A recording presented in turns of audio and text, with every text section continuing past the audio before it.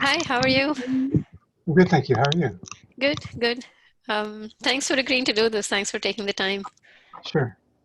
Um, yeah, so this is being recorded, and I have a whole bunch of questions, and so some of it might feel a little bit like a rapid fire round.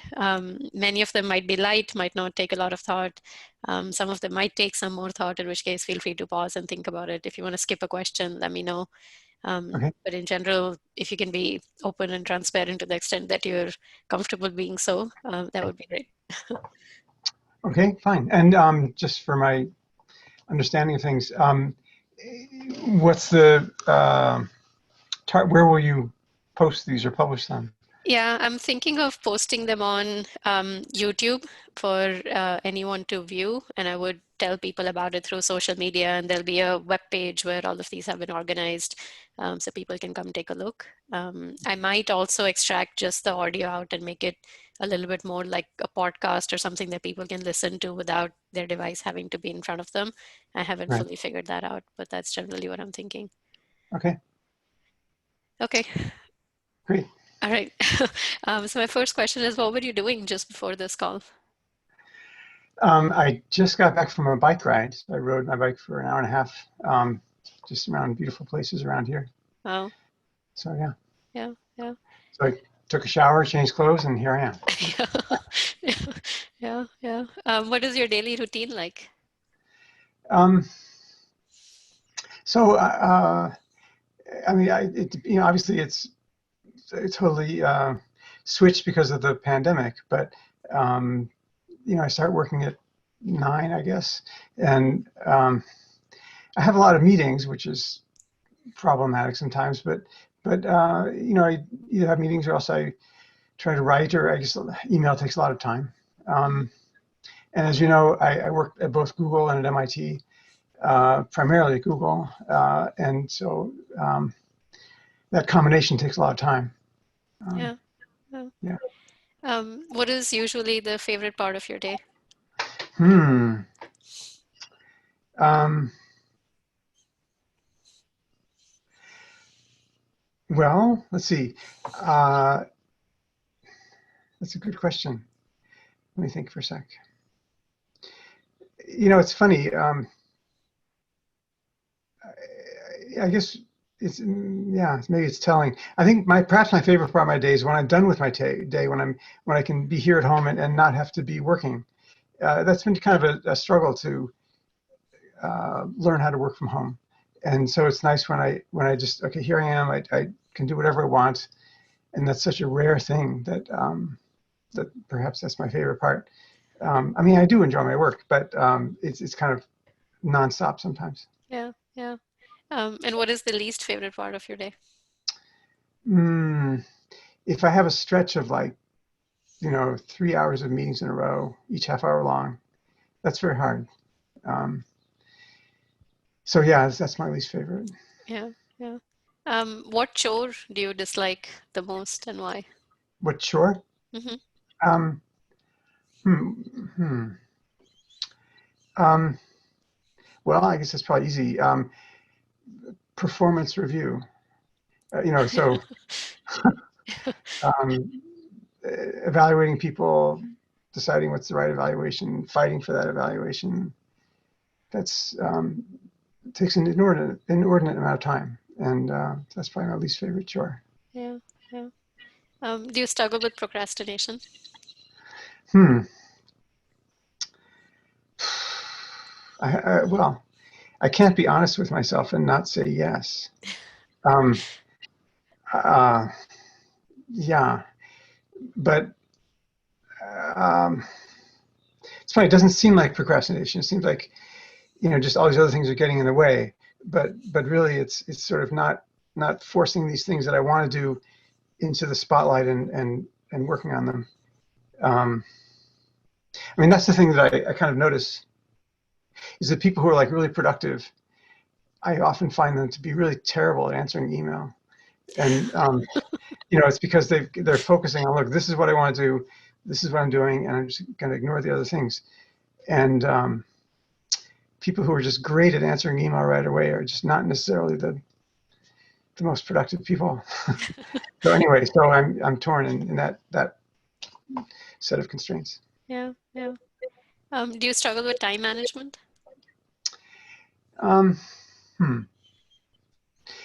Yeah, I mean, it's something I always work at, and I always try to take as many, courses in it or read books or chapters about it. I just, even though I've kind of been doing that for a lot of years now, well, not too often, but I periodically go and get a refresher and, read some book that I've liked about time management, and I always find it helpful. Hmm. Um, I mean, I wish I could say I'm just great at it. I work at it hard. Um, I guess what I'm really working at now is to try to. I mean, there's a certain expectation now that I'm going to enjoy what I do, and so I'm struggling to spend time doing what I enjoy doing. Hmm. Yeah. Do you set an alarm in the morning? Um, Pre-pandemic, yes, I always set an alarm. Post-pandemic, depends on whether I have an early meeting or not. I Hmm. mean, basically, I've saved like 3 hours a day by not commuting into work. So Wow. I used to walk to the train, then take the train in, and so that whole process took a lot of time. Hmm. But so now it's just uh, I've saved that time. But and also I've decided in these pandemic times I want to get a lot of sleep, so I don't want to you know wake myself up earlier than I need to. Yeah, yeah. When you set an alarm, do you end up hitting the snooze button? No, Hmm. no. My wife does, and it drives me crazy. It's like she just wakes me up 3 or 4 times when she could just wake me up once. But no, I get up when the alarm happens. Yeah, yeah. If I asked your friends what is Bill like, what do you think would be three adjectives they'd use? I'm sorry, if you ask my friends what? What you're like, what is Bill Ah, like? What are three adjectives they'd use? oh God. Well, okay, so well, this isn't necessarily what you mean by friend, but I do remember that my mother-in-law, when she was telling people this person that her daughter was marrying, what he was like, she would call me quiet and scholarly. Um, but then my friends, okay, now fast forward 35 years later, um, what would my friends say? Um, they would probably almost say similar thing. They'd probably say he's smart and he's quiet. Hmm. Um, Maybe they'd say he's creative. I hope that would be nice. I don't know. Yeah, yeah. And how much of that would be true? Yeah, sorry, go ahead. Oh yeah. I mean, also they might say I'm nice too. Okay. Um, I mean, as one's friends tend to say. Yeah, yeah. And how much of this do you think is true? Is anything exaggerated? Is anything missing? Um, oh, it's funny.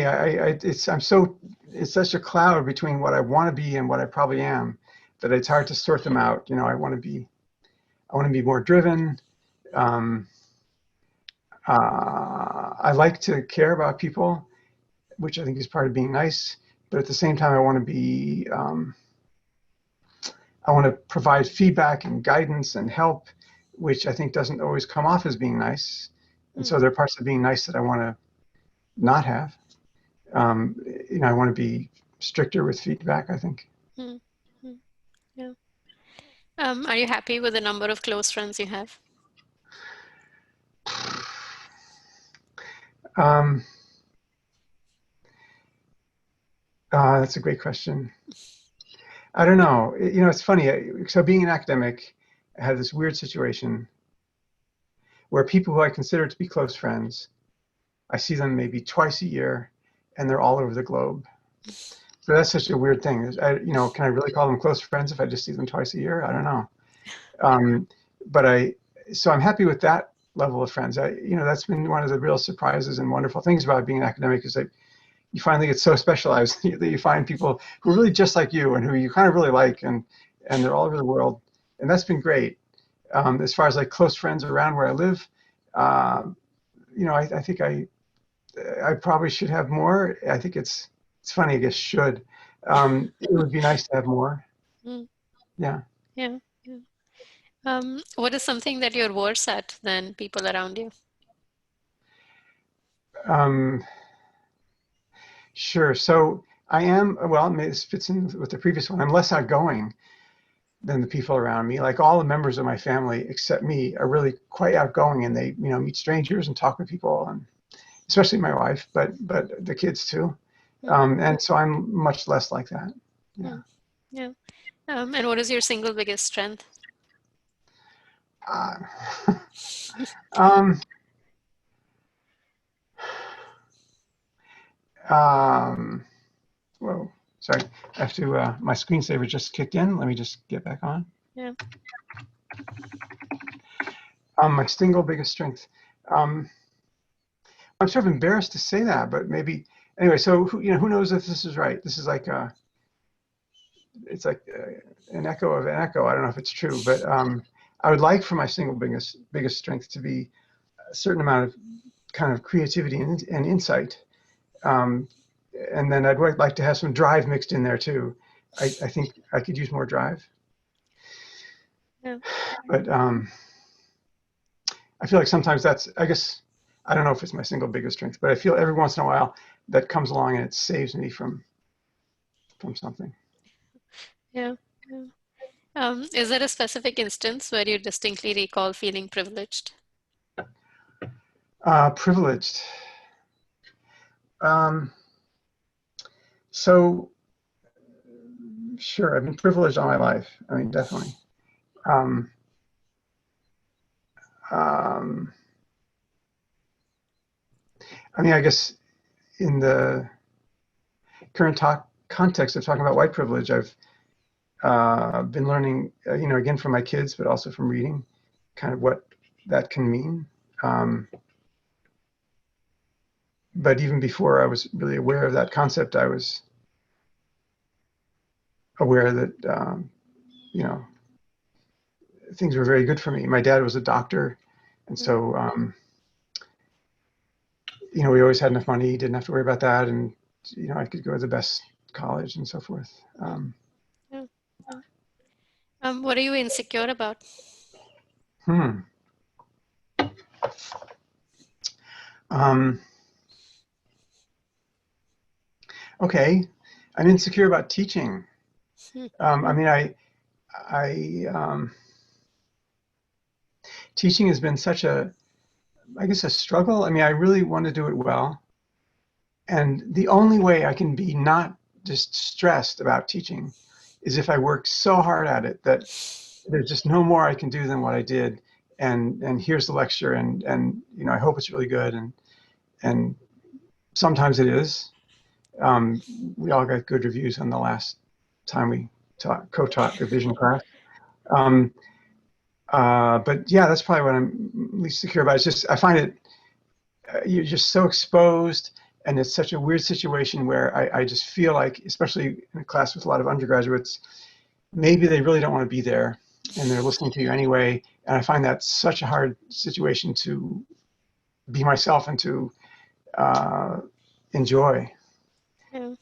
And again, the only way I can get through it is to just give what I feel are just really good lectures, or at least I try to have them be. And that's the only way I can survive. Yeah. Yeah. Yeah. Do you feel like an imposter? Hmm. Sure. I mean, I don't know what to say about that.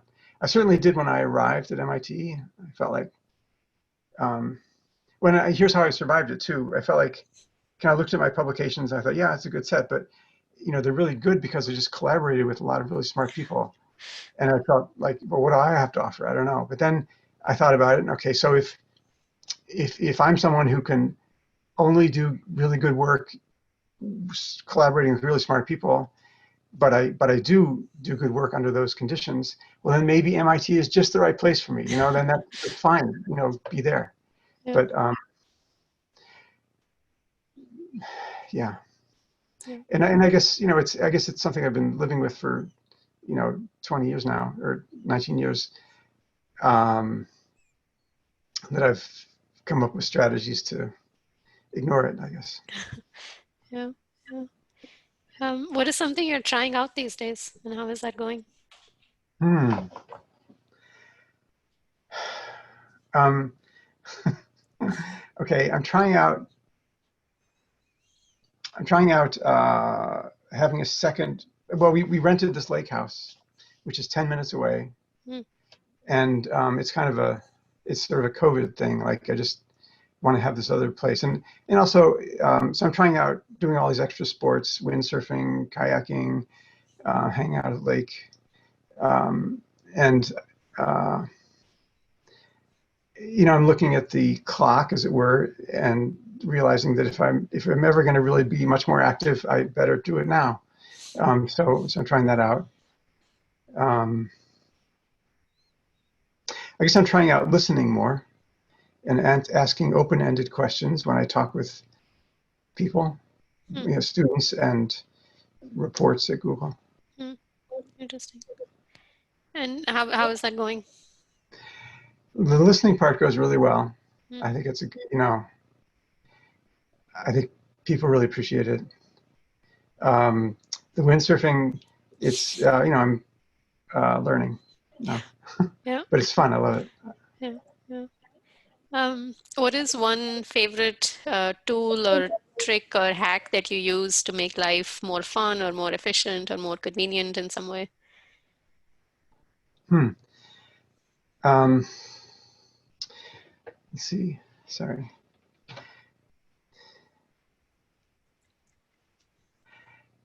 Well, I ride my bike a lot.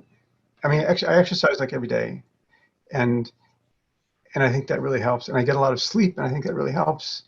Um, the hack that I haven't succeeded to learn or develop is how to avoid meetings and sit down and do work instead. And that's the hack that I want to develop. Yeah. Um, and just really focusing on one thing is also what I want to develop. Yeah. So again, I'm constantly like I got just yet a new to-do list mechanism, and I'm trying to use that to help me to just focus on one thing and do it. Mm. Yeah. Yeah. What is a recurring moral conflict that you struggle with? Okay. Sorry, what do you mean by model conflict? Moral conflict, MORAL, like trying to Oh, figure out moral. what's right. Okay. Yeah. Yeah. Hey. Um,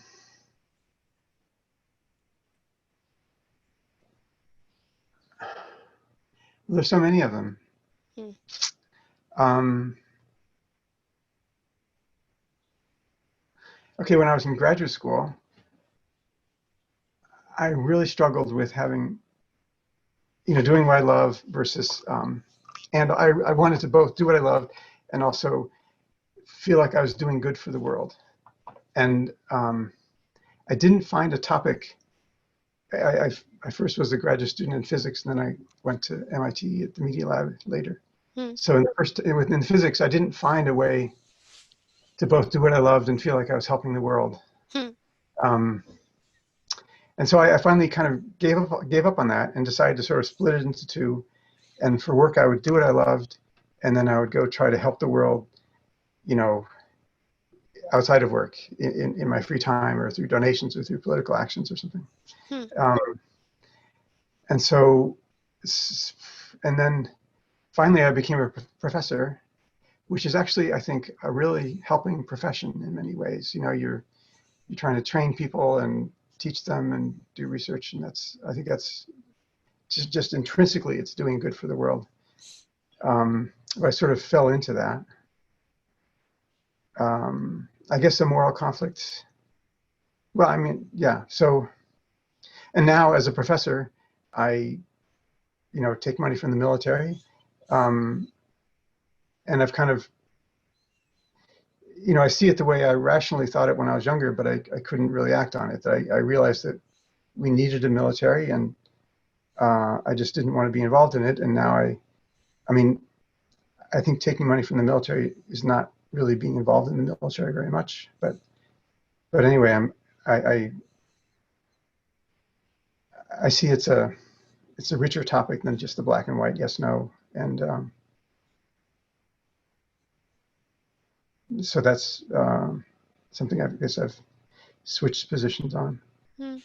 Um, I guess a moral conflict is that everything's good for me and it's not good for everyone else Mm. necessarily. Yeah. Yeah. What do you tend to think about when you're not intentionally trying to think about something? Hmm.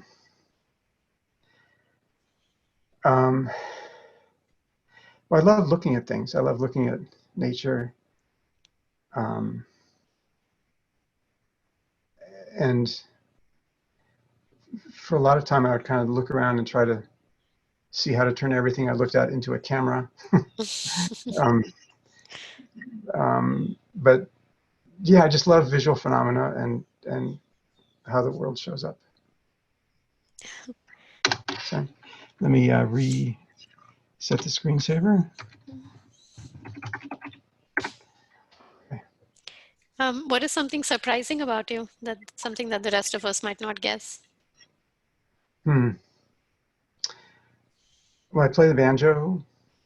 Hmm. Um, I was a good skier. I'm still okay, but I was a good skier. Hmm. Um, yeah. Yeah. What is something about the world that surprises you? Well, life surprises me. How that, I mean, it's such an obvious question, but how is it that life is inevitable? Why isn't it? I don't know. Like, why don't we find it other places than Earth yet? Um, and it's so stubborn and resilient here, and yet it doesn't seem to show up other places yet. Anyway, that's kind Yeah. of a puzzle. Yeah. What is something unexpected that happened recently? Huh. Um, hmm.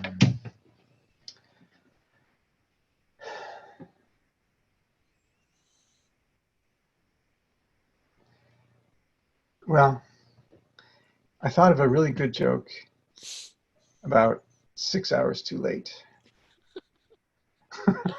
I don't know. What else unexpected happened recently? Oh yeah, I I got research money from this big NSF grant that I was a Oh, very small part of. It got funded, and I got sort of unexpected level of support from that. So that was yeah. That's great. unexpected. Congratulations. Yeah, I think. Yeah. What is one way in which you wish your life was different? Hmm. Um, well, I probably wish I was closer with my kids. Not that I'm not close with them, but I just want to be closer. Hmm. And that's something that's not set in stone. So it's just something I'm working on. Hmm. Um, I mean, like everyone, I want the pandemic to be over. Yeah. Yeah. Yeah. What are you looking forward to in the short term, like tomorrow or next week? Um, well, it's supposed to be windy on Saturday, and I want to go windsurfing with my daughter. So I'm looking forward to that.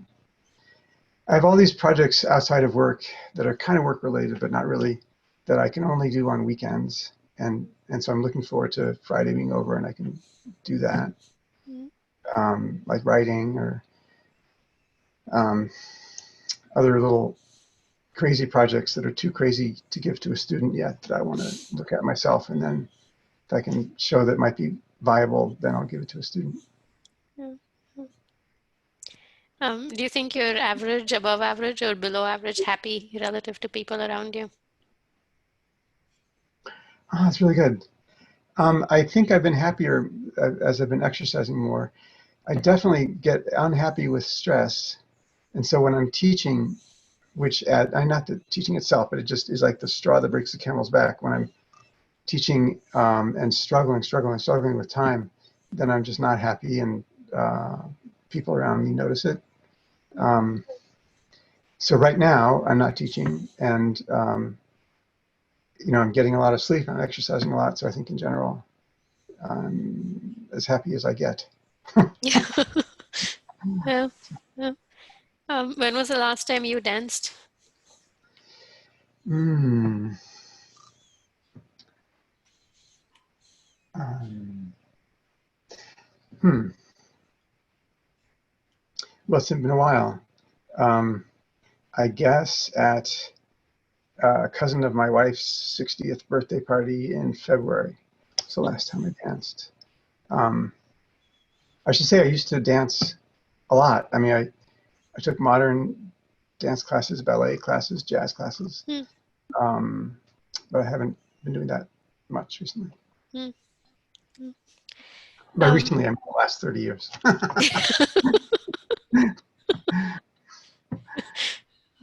what is your most recent dream that you remember? Wow. Um,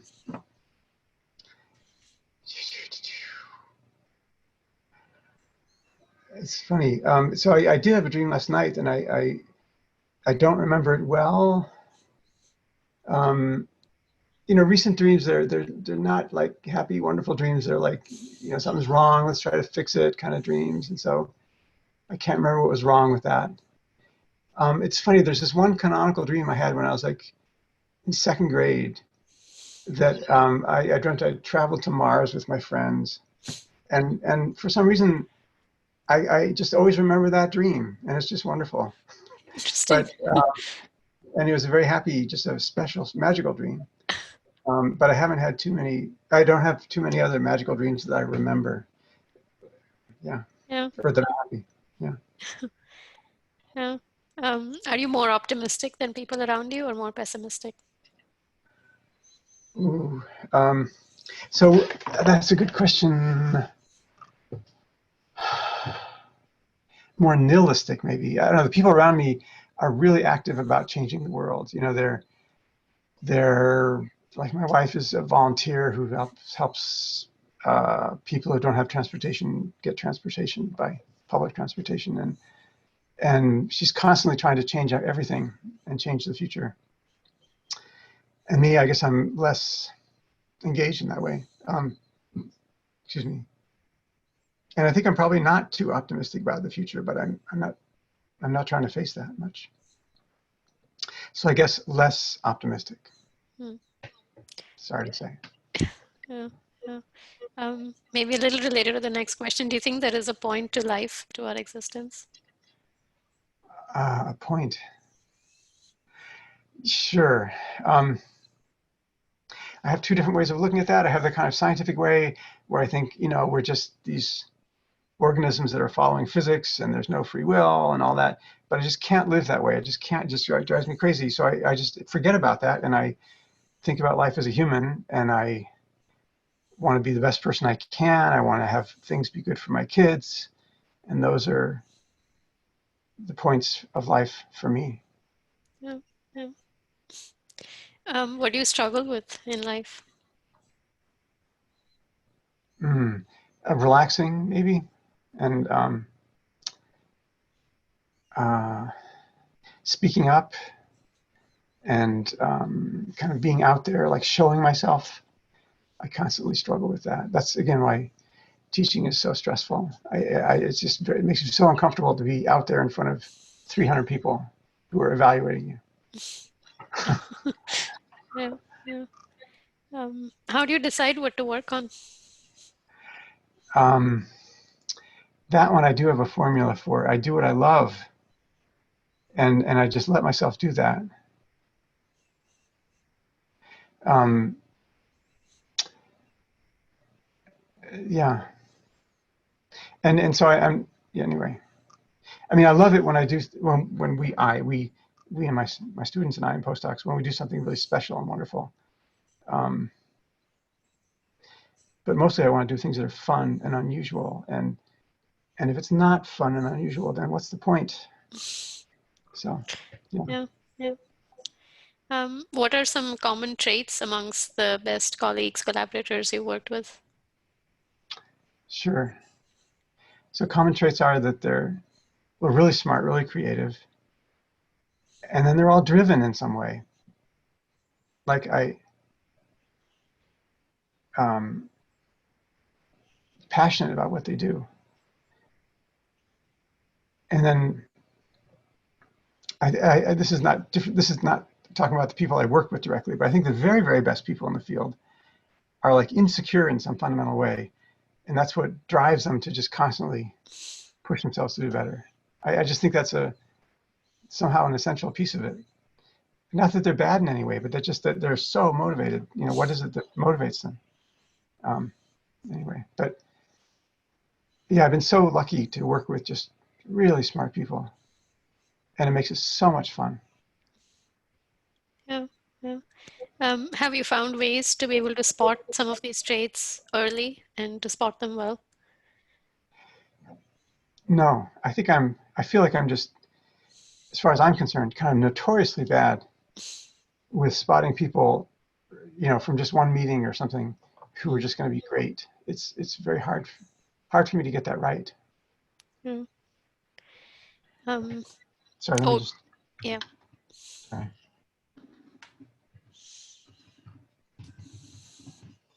Yes. Oceans or hills, which do you prefer? um, Hills. Hmm. Yeah. What is something you love doing that you're terrible at? Hmm.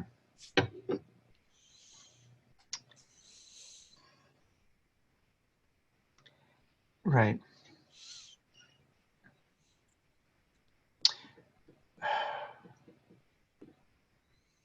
Well, I'm trying to go through the things I love doing. I love playing piano. I love playing banjo. I love drawing, and I'm how good am I? I'm not professional level at any of them. Um, I guess I love running, and I'm just terrible at running. um, yeah, maybe those things. Yeah.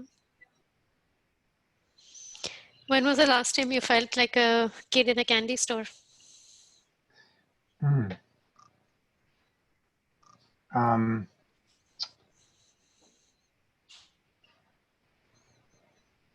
huh.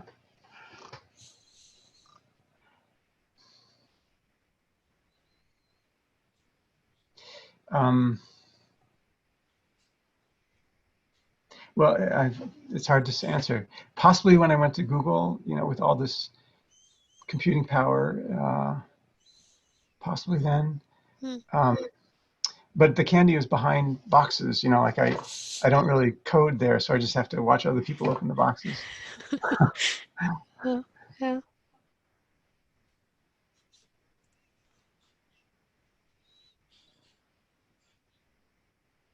Maybe when I buy books, I feel like a kid in a candy store. Hmm. Yeah. What is something you did recently that surprised even the people who know you well? Hmm. Let me think.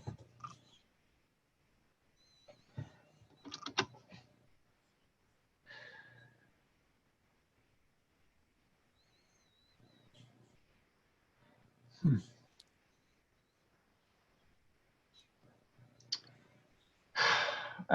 That's a hard one. I'm not sure I've done something that surprised people. Hmm. Maybe that's bad. Um, I mean, in pandemic times, my life is just very much centered around my wife. That's my primary social contact. I do have contact with my neighbors some, but not so much. Um, I mean, I guess one thing, my neighborhood bought and raised 5 chickens, Hmm. which certainly surprised me. It's not something I did, but anyway, that's something that Yeah. surprised all of us. Yeah. Yeah. What is something that you didn't like at the time, but you're glad it happened? Uh, there's so many of them. So one was living in China for a year. Hmm.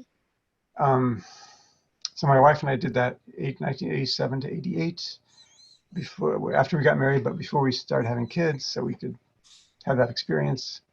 And it was a really hard year. Hmm. We lived in a really polluted city. I was sick all the time. All the foreigners were sick all the time. And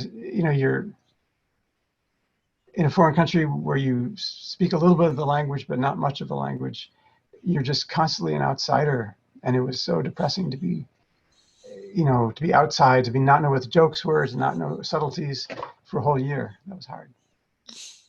But I'm glad I did it. It sort of got it out of my system. Now I have this I feel like I have this strong connection with China and with my Chinese graduate students.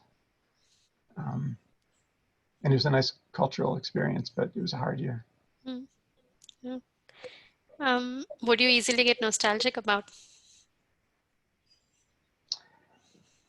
Um, about my dad, he died young. He died when he was 64.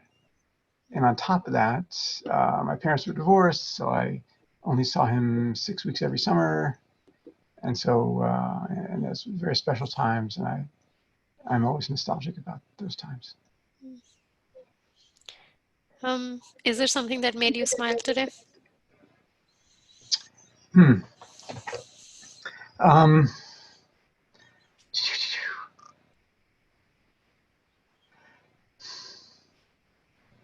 well, this is embarrassing. It's something that I'm planning to do, which made me smile. Hmm, But we have this meetings every 2 weeks of the visual computing people, and I guess I told you about the joke I wish I would have said. So I figured out how I could say. I figured out how I could say the joke 2 weeks later, and that whole construction kind of made me smile. I We'll see. see. We'll see if they actually like it. Yeah. Um, what is some of the best advice you've gotten or given? Yeah. Um, to do what you love. It's actually. I mean, you hear that all the time, but also I remember reading it in the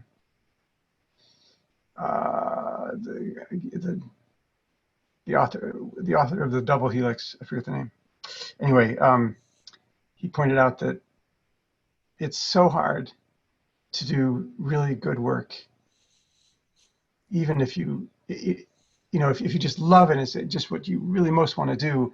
It's hard to do excellent work, but it's just impossible to do excellent work. Excellent work. If someone is telling you to do something and you're not all that into it, then there's just no way you can do excellent work. And so he was telling young scientists to follow their passion and to do what they want to do.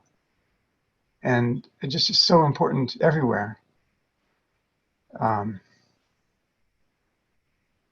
yeah. Yeah. Why did you agree to do this interview? Thanks for the question. Um, well, a little bit I wanted to help you out, and also I trusted you. It might be good, and sure, I think it's quite reasonable to,